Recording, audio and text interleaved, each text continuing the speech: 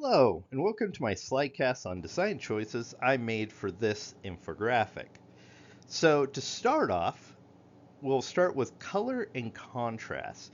Now, color and contrast is used to make images pop from each other, such as you see, black, white here, different saturations to make certain images pop out, and of course certain color combinations to avoid, such as you don't want a dark yellow with a regular yellow because they'll just blend into each other and you'll lose information. For mine, I use blue because it's reliable and it pops really well on most images, and black's elegance and visual power because as much as black is a dark tone, it attracts the eye. So the colors are also synonymous with professionalism, and the dark hues avoid eye strain. Now, for font will give your infographic a set of am I professional or am I more on the just fun side? So for the fun side, you got like Comic Sans, Lemonade Stand, and then Times New Roman as like I'm a scientific doctor or something along those lines. For mine, first I use white, once again contrast, make it pop from the black.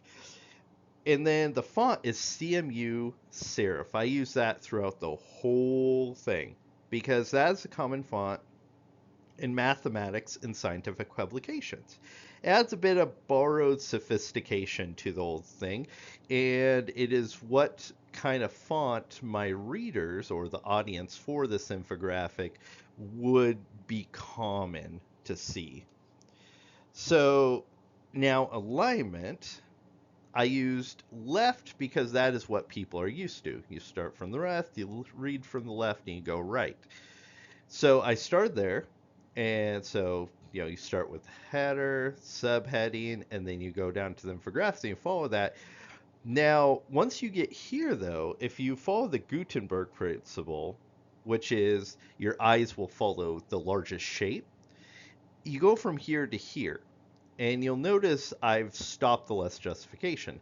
It was because I wanted to jar your mind from when you read this, and that makes you, when you jar your mind, it makes you refocus and pay attention to the information. So, once again, follow, follow, follow, and then you drop. Now I want middle justification because I want to bring your eyes right here, and then the next biggest object here, and then follow down. If it was left justified, you would go here, and then your eyes would want to drift out of like what you normally do. But if I put metal, it makes so your visual hierarchy starts following that down. And that's also where the visual hierarchy sits in, which visual hierarchy is objects and lettering bigger, smaller, smaller to denote importance of what is the main subject. So defense directed by the title here, that is big. It's huge. And then subheading a bit smaller.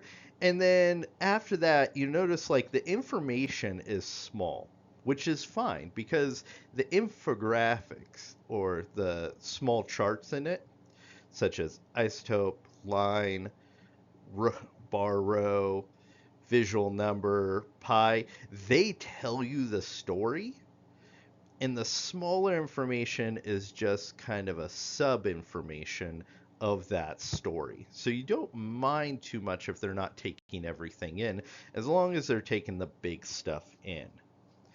And that is my graphic design choices for this infographic. And thank you for listening.